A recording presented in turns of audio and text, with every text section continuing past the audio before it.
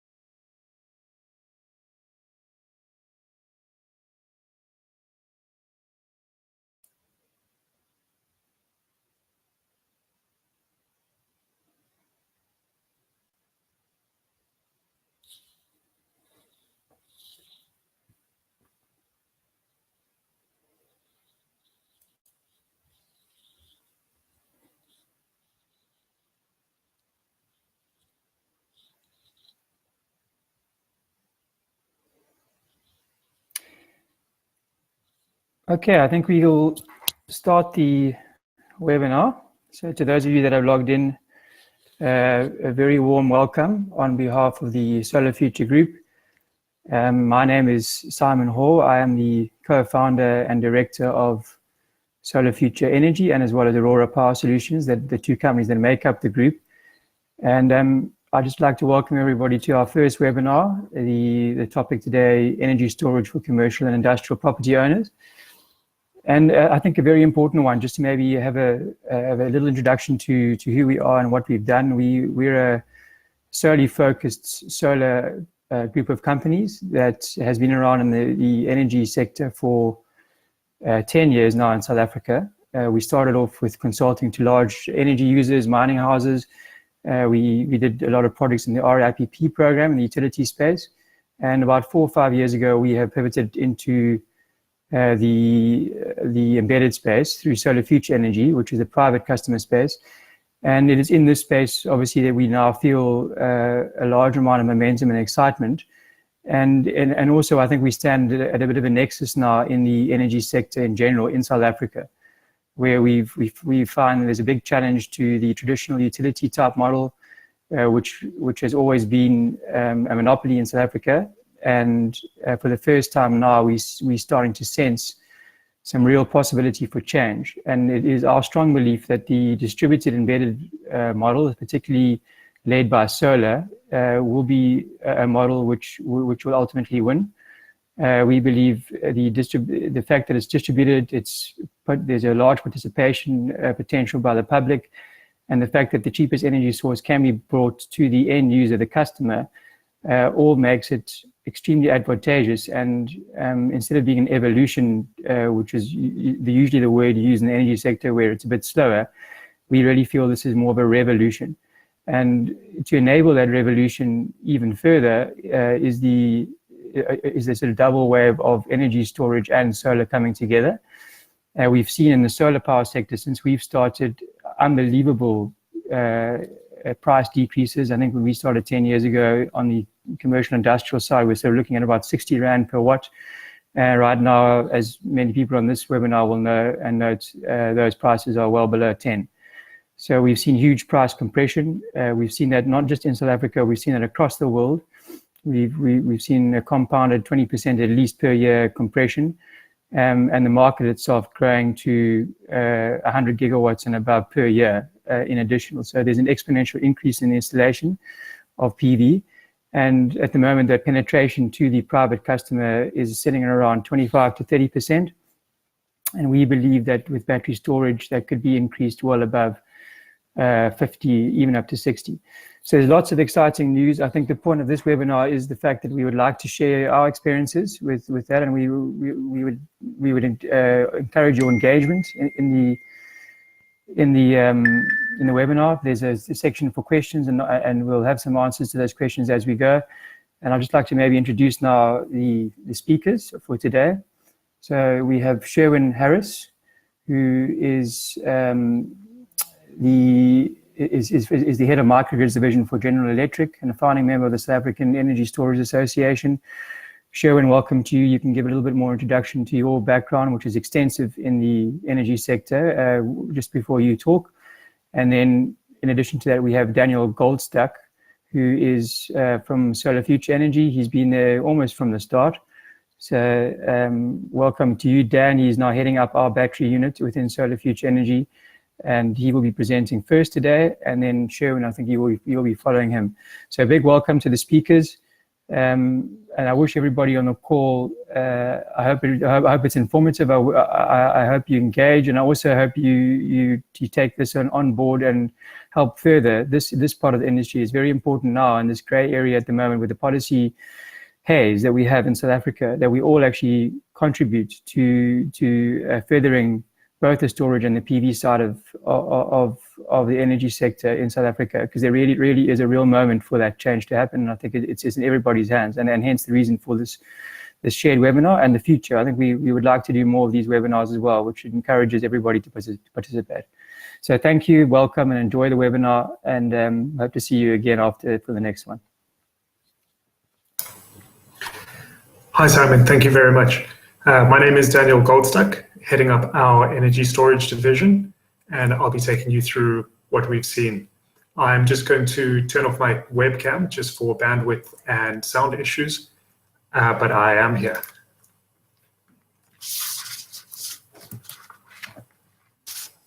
So some of the things that we'd like you to take you through is how far the business case for CNI buildings has come, including, is it possible to go completely off-grid?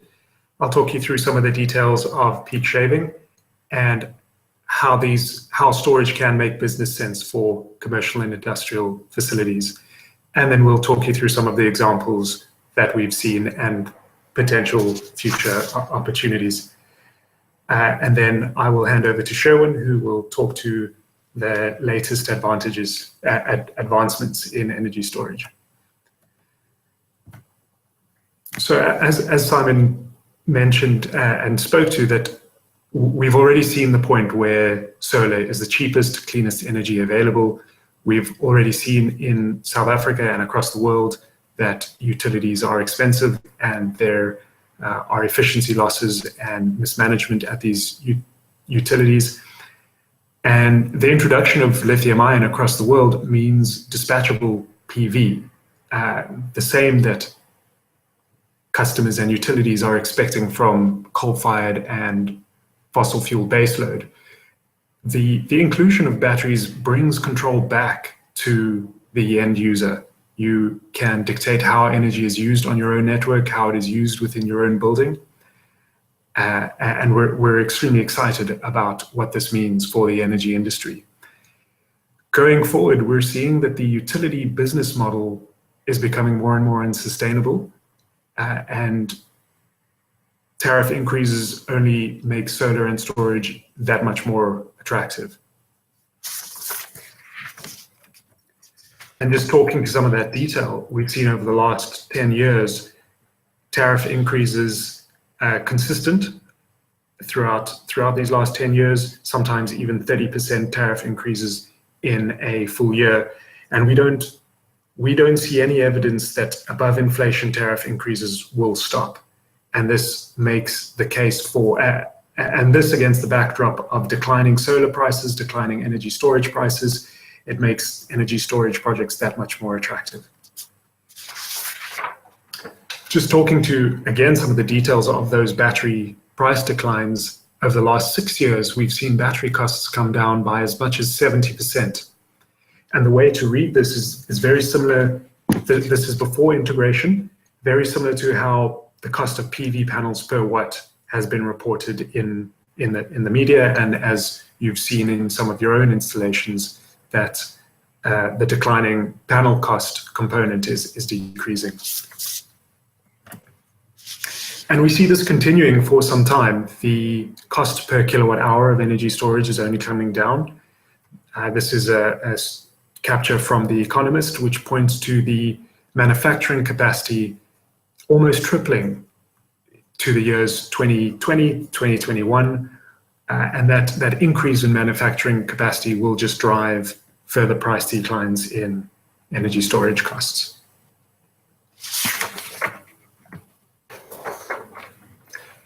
We know that where there is diesel installed and we're fighting against an energy tariff of 4 to 5 Rand per kilowatt hour, where there's additional logistics costs involved, we know that solar makes perfect business sense, and the inclusion of several hours of battery storage is immediately applicable, immediately advantageous. Not too much more modeling is required to unlock that value. There's intelligence required on the actual installation and control of such systems, but we know the business case is there already. But this can be further extended to cases where on-grid properties that have either weak grid, where there is a significant number of faults or the grid drops out, as well as where there is constrained grid, where the distributor is only able to provide a certain baseload of energy. Then beyond that, what we're now ready for, and what the industry and our clients and end users should be ready for, is that there is an opportunity to adjust the economic value of your kilowatt hour based on the time that you're actually using that, to essentially shift your load out of the peak periods or reduce your demands, your demand costs. So some very practical cases of where we've installed and where we've seen batteries installed. There's Robben Island, that is comparable to a remote location, a rural area where there are facilities in a network that is unable to supply, or there is a lack of network. Then in additional, the middle image is a picture of the Cedar Mill Mall, where the Clanwilliam municipality was only able to provide about 250 kilowatts of supply, but the facility itself required much more. And the inclusion of solar and batteries enabled that project to go ahead.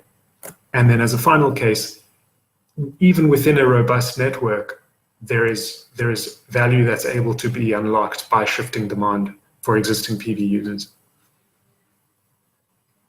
So to talk to some of the detail of the Robben Island microgrid, although it's an island and although it is a microgrid, separating a customer from the network can be profitable and can be economically advantageous for the client. In this case, we're fighting against 100% diesel usage. The inclusion of solar and battery allowed us to drop that to 50%.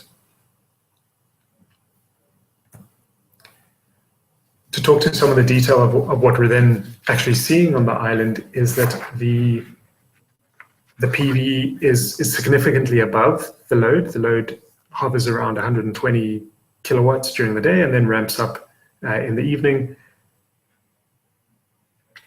And we've seen that we're able to drop the generator, to turn off the generator completely from about 9 o'clock in the morning all the way through to 7 o'clock at night. And the inclusion of batteries allows that time period to be extended by 3 to 4 hours. And the same can be repeated for clients where there is heavy reliance on diesel or a network that is faulty.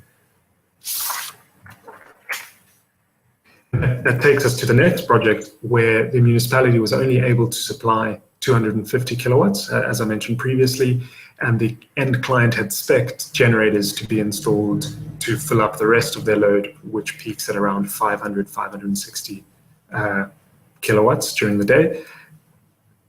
We've installed a solar system and battery system to reduce that generator usage to 0.4% of what it was intended to be.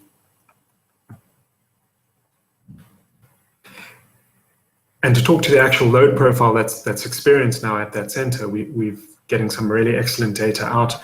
The flat load there in the middle is what's being drawn from the grid.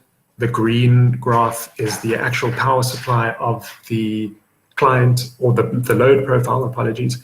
And then the blue is where the battery is charging and discharging in order to fill out the difference between the municipal supply and the load. And we'd like to stress that there is quite a large amount of complexity in running and managing these kind of facilities.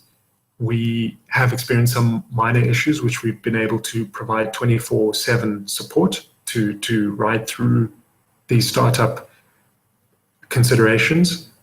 And we've developed in-house microcontroller, our own microcontroller and related software to run the system. And this is key of several other of these similar installations. And in a case where a client is connected to the grid already and perhaps has PV installed, there is the opportunity to arbitrage high time of use tariffs, where we can charge the batteries during off-peak times or where there is excess solar, and then discharge the battery in those peak periods.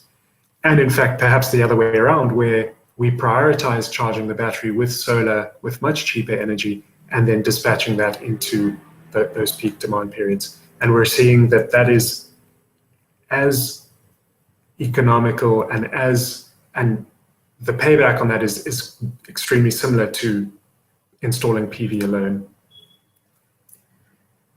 The second option for tariff optimization is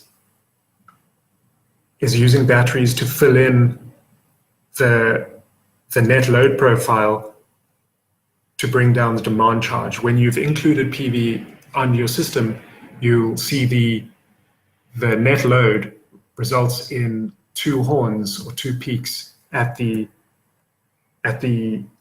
the morning and in the afternoon. You can see that here in the light gray graph. The load profile is the light blue graph. The solar is the red graph. and batteries enable us to reduce a client's load to the dark blue graph.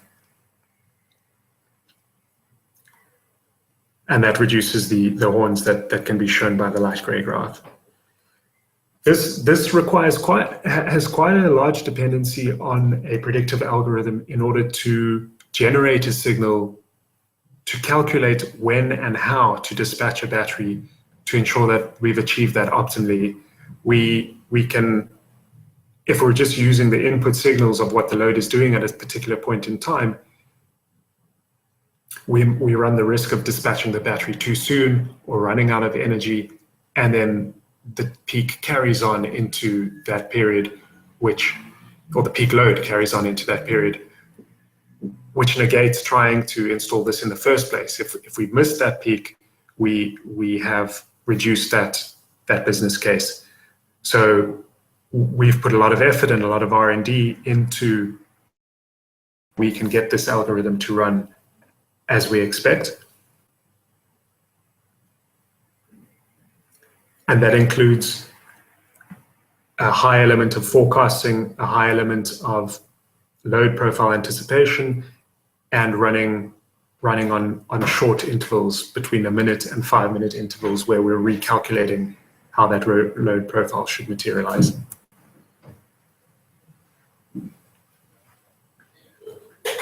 And so that brings me to the end of my part of the presentation, where we've shown that solar and storage can address cases where a site is either remote or there are issues on the network, whether it's a weak network or constrained, and the distributor can only provide a small part of the network. And we can then optimize a client's energy bill by reducing demand charges and increasing the economic value of stored kilowatt hours. And you're welcome to reach out to us if you would like us to work with you to investigate your load profile or PV on your system for us to determine where we can unlock this value of these energy storage applications. And thank you very much for your time in listening to me. I'll hand over to Sherwin, and I look forward to hearing about the latest advantages in storage.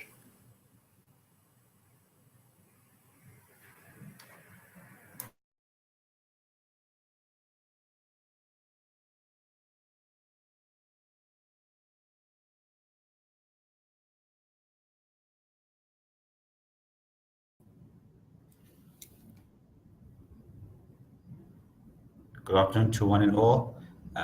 Kate, can everyone hear me clearly?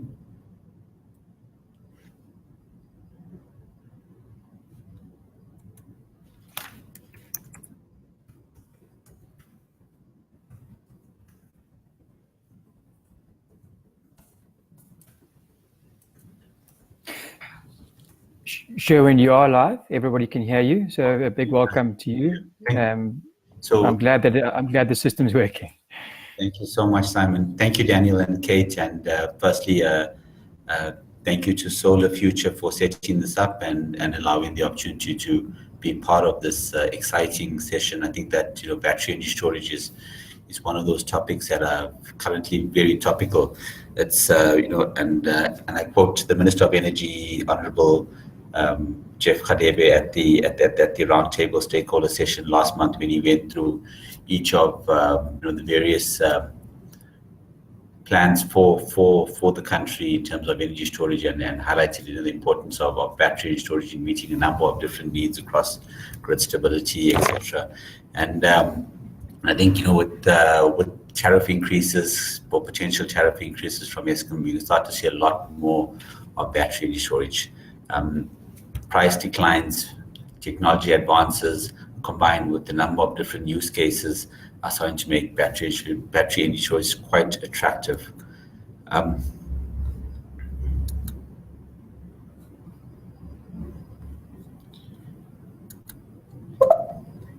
Kate, I'm trying to advance my slides.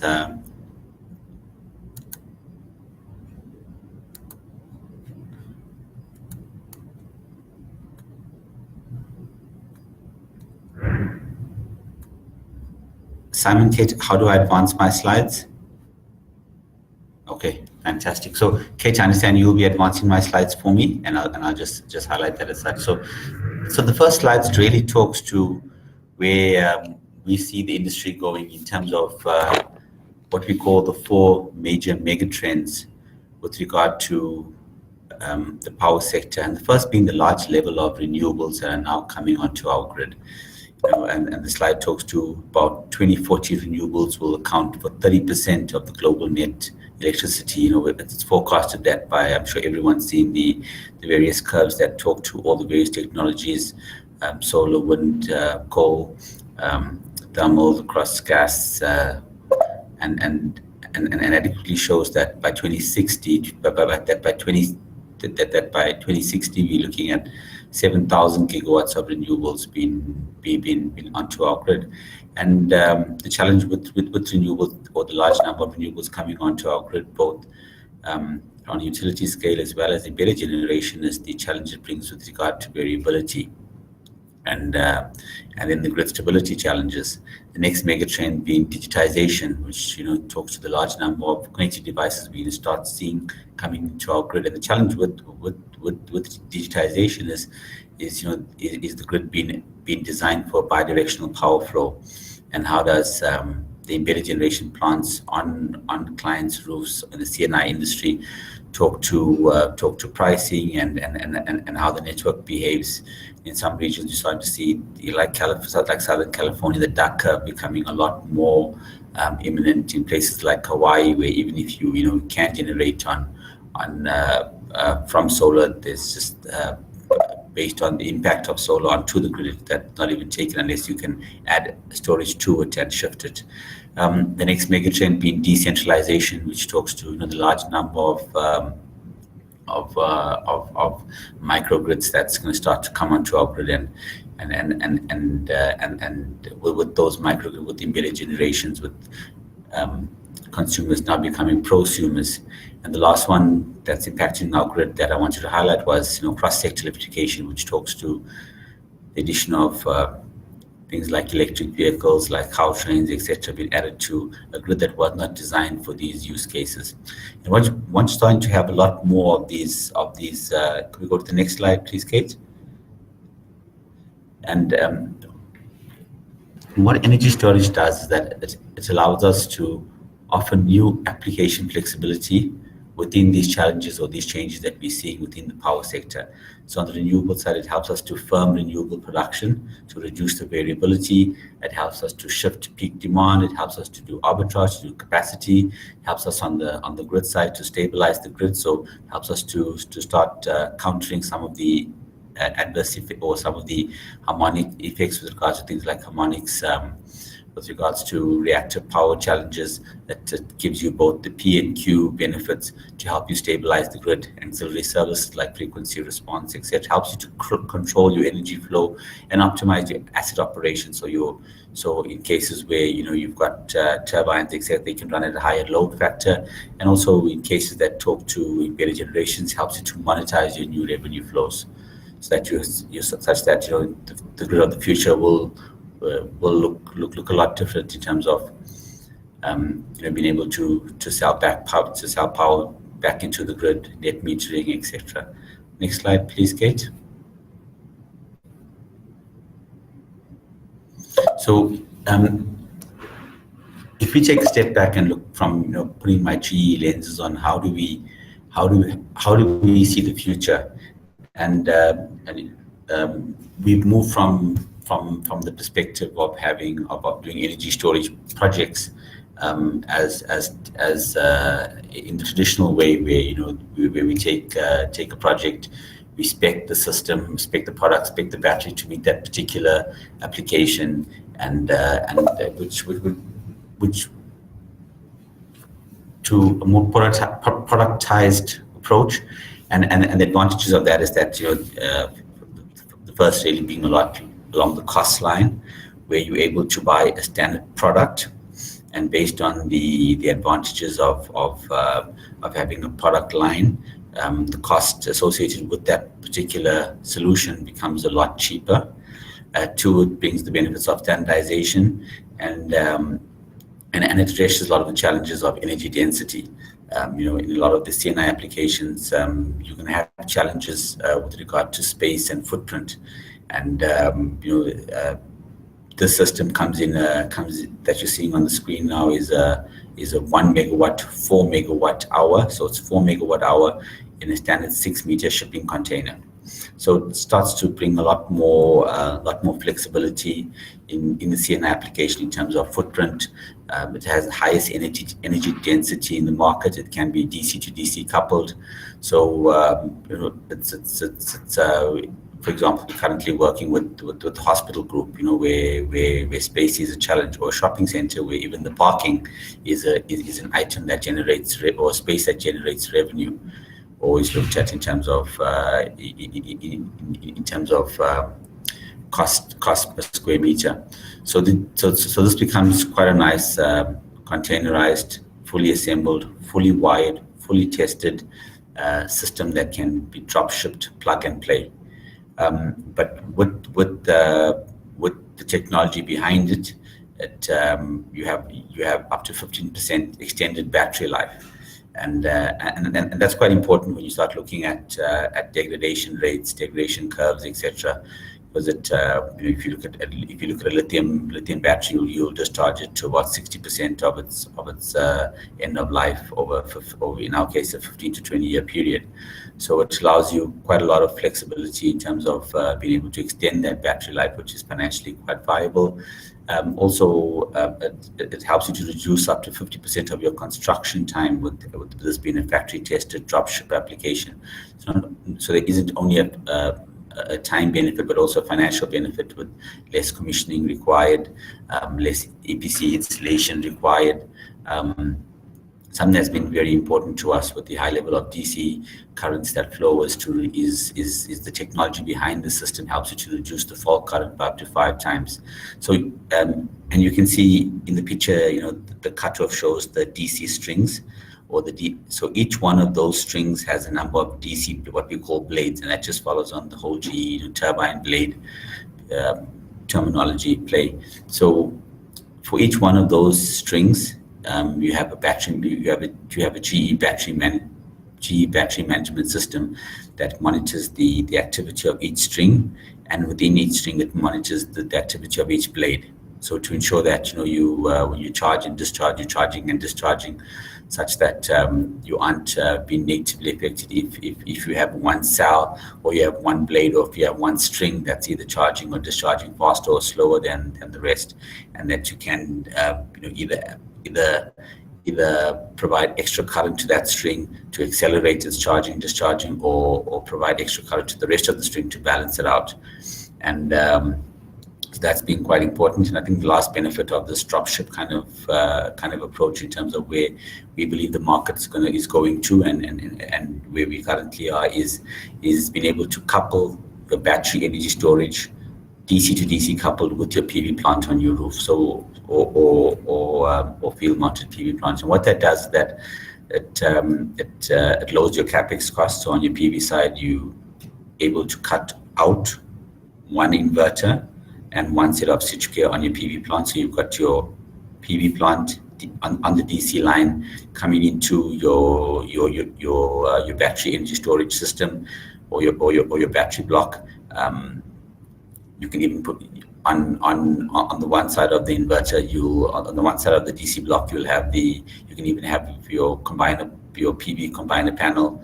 So it's already installed, mounted, so you can connect up the DC straight into the DC from your PV straight into your battery energy storage DC block, and then go out to an inverter into your switchgear. So you've now cut off on the PV side, the inverter and the switchgear transformer, etc. Next slide, please, Kate. So I'm not going to spend much time on this slide for time, but it just shows you the various components, the electrical integration, the custom enclosure, the battery blade protection unit, and then the battery blade unit itself. Next slide, please, Kate. I think this is an important slide because, especially because it shows you across generation, transmission, distribution, which of the use cases are applicable. So on the distribution side, which is more, I think, applicable to the CNI, it will be more voltage regulation. It's going to be more renewable integration. It's going to be more using a battery as backup or peak management or arbitrage. Next slide, please, Kate. And the next slide starts to look at, which use cases are applicable to a solar farm or wind plant, or in our case, thermal, which is quite an important use case on our more utility clients. So on the solar side, I'll focus. It's more on frequency regulation. It's more on PV firming. It's more on curtailment avoidance and being able to provide dispatchability. And I think as tariffs increase, as new revenue models come from the utilities, you can start to see a lot more costing for things like frequency regulation, things for dispatchability, and the importance of using battery for things like curtailment avoidance is going to become more important. So we're starting to see this a lot in other markets, and it's going to be a matter of time before this becomes prevalent in our markets. Next slide, please, Kate. Thank you. So this is quite an important part in terms of looking at these systems, and the first slide, the first fleet management looks at a couple of things. One is being able to look at the performance of your system, so remote monitoring, diagnostic, and it comes with a number of software applications. So you'll be able to use the app on your phone to understand what's the state of charge of your battery, what's the health of your battery, what's the capacity. It'll be able to be integrated into if there's a control room or a SCADA system. It'll be remotely monitored by GE locally and at central monitoring systems, and that remote monitoring and diagnostic can then be aggregated into SCADA systems if need be to offer fleet management, monitoring and diagnostics and as well as control. So you'll be able to, depending on the level of integration you go into, to be able to also remotely control your battery in conjunction with your entire system. The next point talks to what we call our digital twin. So your battery comes equipped. Your battery energy storage system comes equipped with the digital twin that gives you a fair indication of how your battery should be performing for the environmental conditions in which the battery is installed against how it is performing. So it becomes very, very easy to very quickly determine if there's challenges within the battery, if there's degradation, early degradation or enhanced or degradation that your system is seeing, and to be able to step in early to ensure that those issues are fixed and your battery still reaches its desired end of use. The dispatch optimization looks at integrating within things like a PV plant. What would the weather be like tomorrow, such that your state of charge is maximized, and that especially in terms of an islanded situation, that you gain the best power optimization at the lowest cost of energy. Next slide, please, Kate. How we as GE are looking at our systems is and especially with regard to the issue of maintenance. I think that's becoming a question that's coming up more and more in the region in terms of these systems are systems that may not be as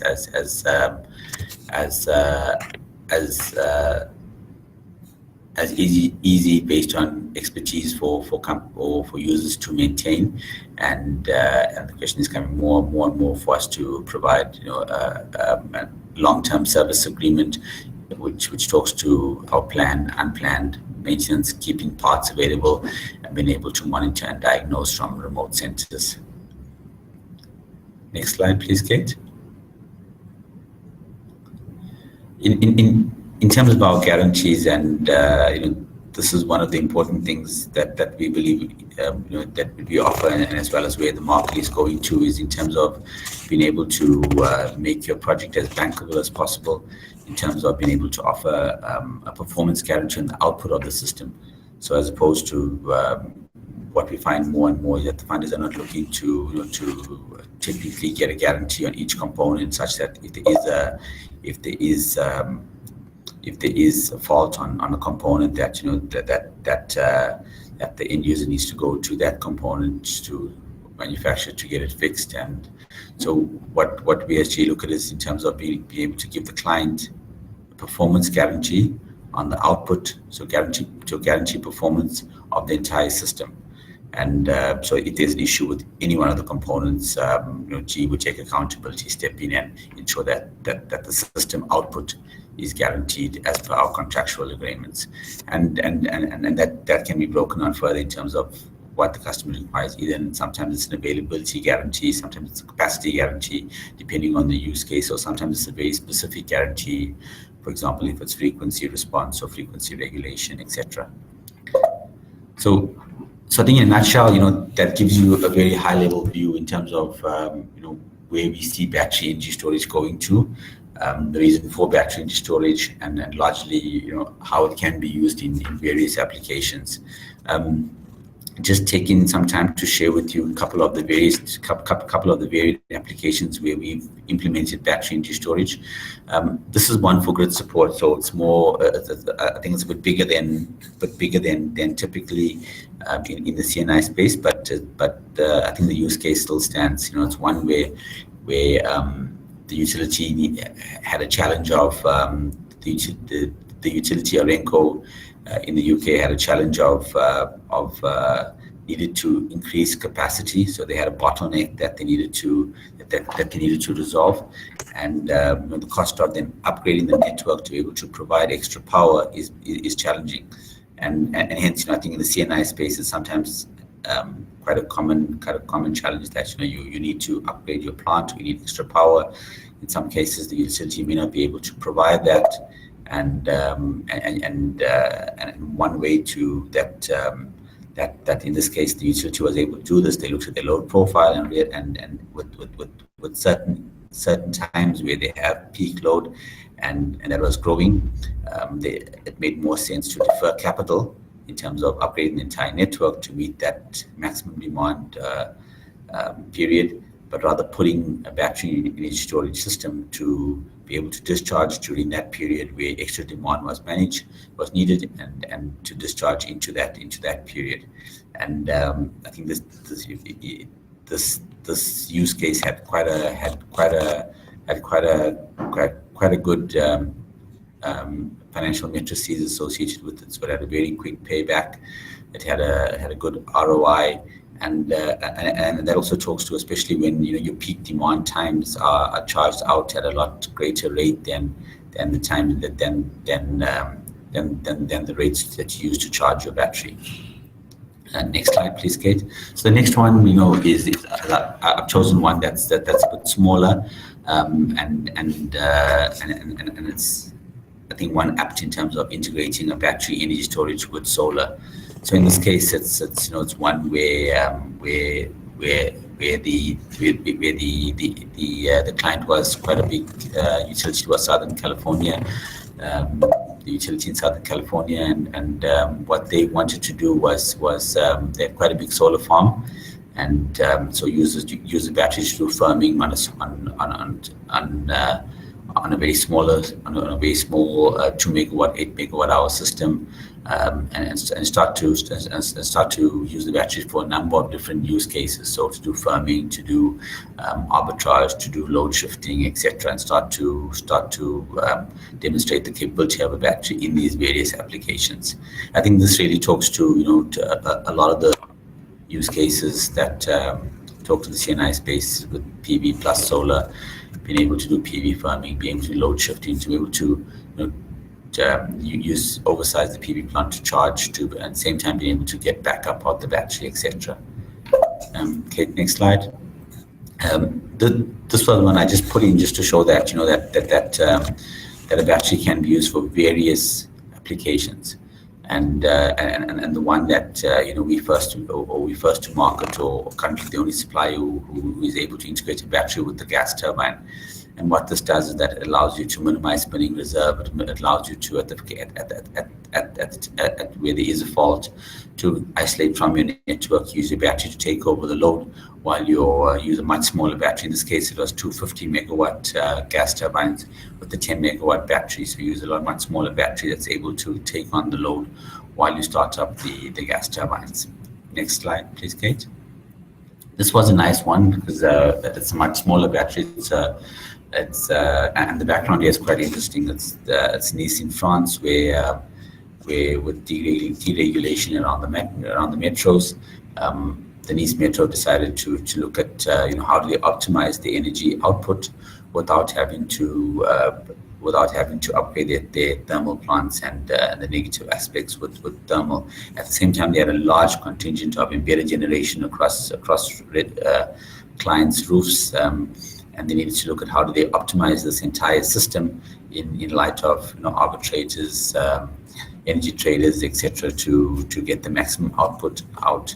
And so GE came in and designed putting a large amount of sensors and meters across each of a number of points, and then created a platform where you could very easily see what the demand was, and be able to regulate your demand and your load again to generation sources, PV plus battery energy storage plus your grid to deliver the lowest cost of energy out. And I think this is really in the future where a lot of the utilities will start, the municipalities will start moving to, once they've gone through a lot of the challenges now of loss of revenue, etc. Next slide. So this is I think the purpose of this slide is just to show the applicability of using a battery for a number of different use cases. So in this case, you can see the battery has been used. It's a very small 7 megawatt hour battery that's been used for a number of different applications, from voltage control to reactive power support to frequency regulation to ramp rate control to peak shaving to load shifting. And the point was here was to demonstrate the more that you add use cases to your business case, the more attractive the business case becomes, and the ability of using battery for a number of different applications. So the next one talks once again to also very small 2 megawatt hour battery being used for a standalone frequency regulation application. Next slide, Kate. This was quite a nice one, and once again showing you the integration of a battery energy storage with the renewable sector, but once again doing a lot of different applications where starting to generate a lot more revenue models that helps you pay back your battery in a very short space of time. So I just wanted to end off by just summarizing the use cases for a battery on the active and reactive power services. On the active power services, using the battery for frequency regulation, frequency response, for peak shaving, firming, for remote power commands, for ramp rate controls, for curtailment avoidance, for dispatchability, especially with solar, for scheduled power commands, for managing your state of charge, islanding in the case of a fault, and being able to apply black start capability, which generally doesn't cost much, but has huge financial value to the business case. And the reactive power side, it's so just back one slide, Kate. Is these are benefits that generally come without a substantial cost or cost association, and it's voltage control, voltage through power factor control, and VAR control. And last slide, Kate. And so just to summarize the value of integrating a battery or installing a battery, it's improving the financial performance, increasing the renewable integration, being able to optimize your grid, reduce your energy costs, and enable microgrids. Thanks, Kate. That's the slide deck, and I'll be open for any questions. Okay, thank you. Thank you very much for that, Sherwin. That was a great presentation, very informative. Thank you for that. I think I just want to quickly take a few minutes to summarize just the different aspects of those presentations, just for a minute or so, and I think we'll go to questions if anybody has any the floor. So I think just to bring it back to the C&I space again, Daniel touched on a number of case studies which we ourselves as Solar Future have already performed and are implementing. At the moment, as Daniel pointed out, from a cost curve reduction on batteries, we're at the beginning of an S curve, so there's definitely an exponential S curve on the way, and there are certain case studies at the moment which certainly do make sense. Obviously, if there's any diesel or if the grid is not available, or if you want to increase, as Sherwin said, the size of the penetration of the PV part of your business. So at the moment, everybody is capped to this 1 megawatt because of the legislation, where you don't require a license, but there's no reason why you can't go above a megawatt for PV, for example, and then use the battery to allow that increase on the DC side. The AC side will obviously still stay 1 megawatt AC, but the batteries allow for the increase in penetration. Those case studies right now absolutely make sense. There's a whole host of other case studies which are on the way. Daniel touched on peak shaving, on the arbitrage models. Those are absolutely coming. And then Sherwin also mentioned a host of different services, grid services that make the battery makes a lot of financial sense as well to use the battery alongside the ones we just mentioned. So the exciting thing I think is there's actually lots of uses for the battery. And the other thing to note is that in fact, Sherwin showed some pictures of the size of these batteries. Well, it actually isn't that big. If you actually go and stand next to one of these containers, and the fact that it is containerized, it is mobile, makes it very easy to implement. You can take it away, you can bring it and take it away very easily, and it's actually not that big in terms of the total size footprint. The energy density is such now that it's been nicely packaged and containerized. So from that point of view, it's very exciting. I think the one thing also just to note is that a lot of this is being driven by the sales of electric vehicles, certainly in the USA and now in many other countries. I had a dinner with the French environmental minister the other night, and he was saying that in France there's some amazing targets now to reduce the use of petrol and diesel vehicles to potentially zero by 2030 to 2040 in Paris, and that's also, we're seeing this playing out across the world. So the electric vehicle industry is creating a massive demand on lithium-ion batteries, and that is also then transforming into volume, which then transforms into decrease in cost. And so you can actually, you will find, and that's something we should lobby for in South Africa. We need to find a better place for electric vehicles in South Africa. It does also mean that it's a battery which is in fact on wheels. So there's a whole host of services you can offer for that as well, and it provides Eskom or any utility or power generator another source to sell their electrons to. So I think the exciting thing is it's distributed. There's a host of services, very participatory. So you definitely have a lot of potential for both generation people that want to generate energy and people that want to consume energy. So it suddenly opens that market up. So from that perspective, very exciting. I think, so at that point, I think with that summary in play, I think there was a lot of information there, obviously, I think in quite a short space of time. So if people have any questions, we have about 10 minutes now. So perhaps if you have posted questions, Daniel and Sherwin, maybe you guys can just respond to a few of those questions so we can get some responses to the people that did dial in. Thanks. Perhaps to talk to some of the questions around trading off different batteries, lithium ion versus vanadium versus other things on the market, supercapacitors. There are, what distinguishes a battery are things like energy density in terms of weight, energy density in terms of volume, the dischargeability of a given battery, how quickly a battery can discharge. So for example, a frequency application or a larger battery where there might be some instability on the utilities network or the distributors network, a supercapacitor would be very applicable because it can very quickly energy and power into a frequency excursion. For some of the C&I spaces, we've seen that both lithium ion and vanadium come out quite favorably. An example where a time of use tariff arbitrage might favor a flow battery where the degradation on a battery does not affect the usage. Peak shaving would potentially favor a lithium ion battery where the utilization of that battery is not particularly aggressive. But ultimately, it comes down to analyzing a client's use case, a combination of the tariff applicable, the load profile, how much solar is installed, and then deriving the economic value that those stored kilowatt hours can create. And that also talks to another question that came up on the installed cost or the kilowatt hour per PV and battery or versus PV alone.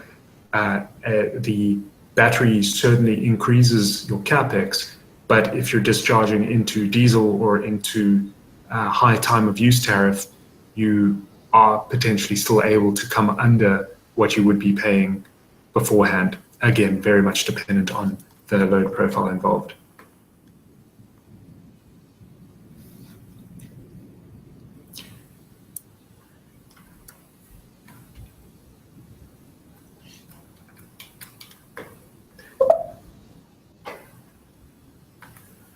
So talking to that question that just came online, thank you, Kevin. The tariffs that we look at where there is a demand charge above 200 Rand per kVA, that's where we see that a peak shaving application starts having very attractive returns. And then where we're seeing time of use tariffs where there's a peak charge of above 4 Rand, that's where a time of use optimization or an arbitrage basis, that's where the batteries make a lot of sense there. We also look at the blended tariff that a customer faces, where if we take the load profile applied across the full day of the tariff, whether it's high season or low season, blended for us, what we've seen, blended tariffs above 1.50 Rand are where it makes sense to have a small amount of battery installed.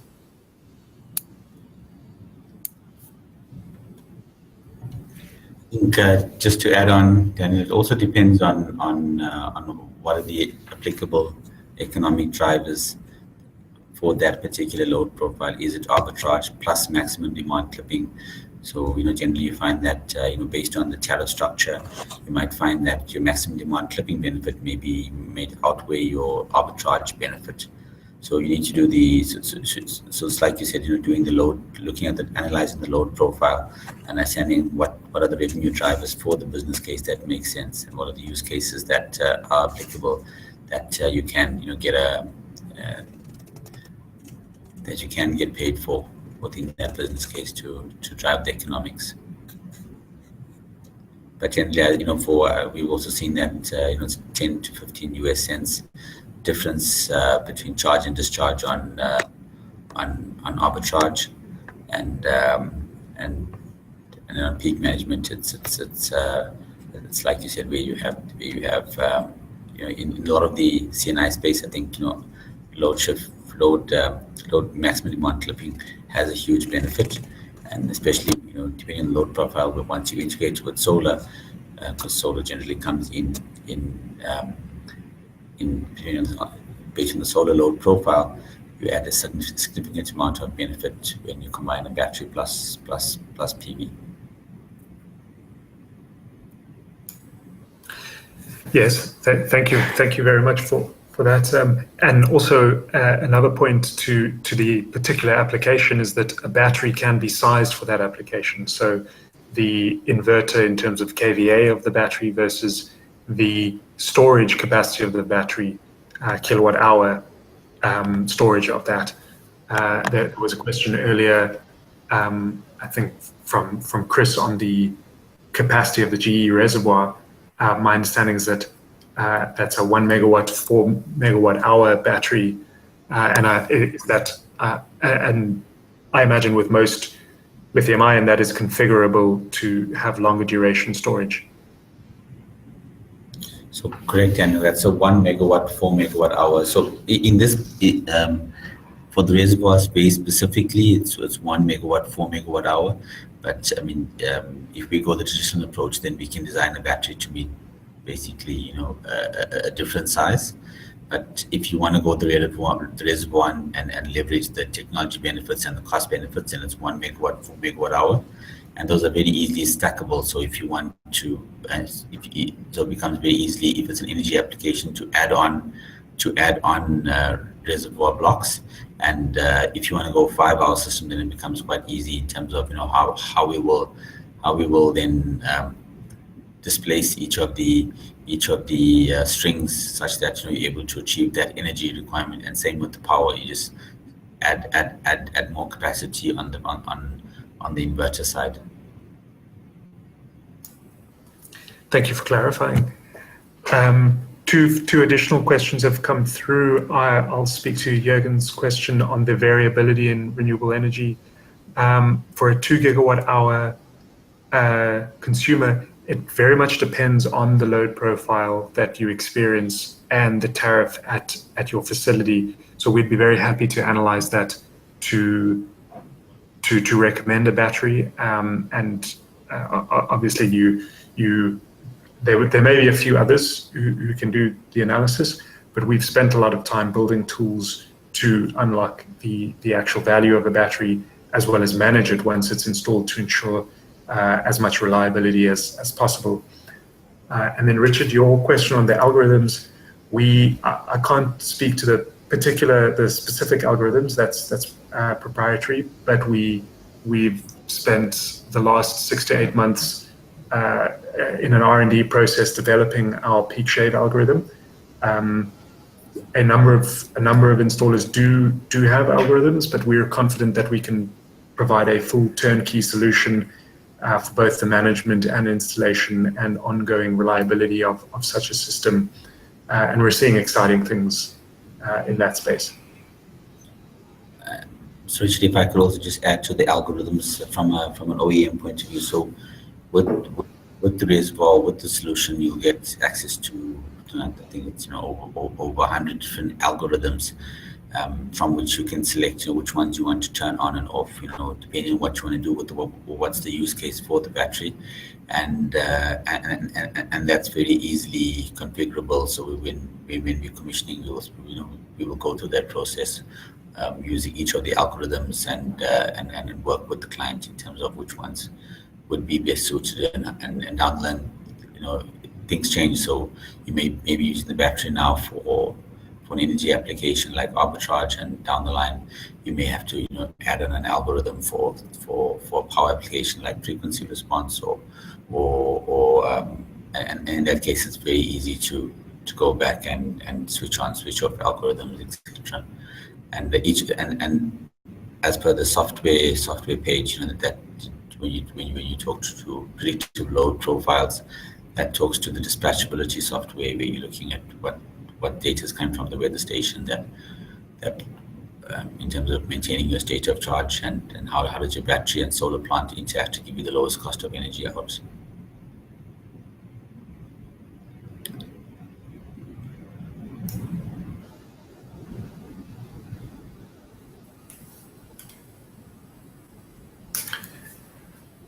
Thank you very much for that. I think it looks like there are no further questions at this point.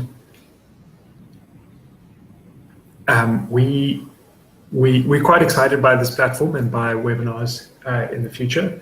The Solar Future, on our side, we hope to host further of these seminars. It's only been exciting for myself to be a part of this and to answer your questions, and feel free to engage either of us, Solar Future, General Electric. We'll be more than happy to answer your questions in this space. We're extremely excited, and storage is now where it's applicable, there's value to it. Storage is we're at a case where we do need to examine on a case-by-case basis, where with PV, it's gone through a long journey, and it will create value for you. Storage, that does require a little bit more investigation, but we've seen it in a number of places, and we're extremely excited on our side. Thank you very much, everyone. Great, thanks so much. Just to reiterate that we will make this presentation available. It will be sent through as a live link or as a recording link rather after this is after we end the session now. And also just to say, please give us your feedback. This is obviously a new format for us. We'd love to know if it was helpful, useful, and you know, if there are ways that we can improve this technology, a sort of way of sharing information in the future. So thank you everyone for attending, and thanks again to Sherwin for being our guest speaker today. And we will see you all at the next event.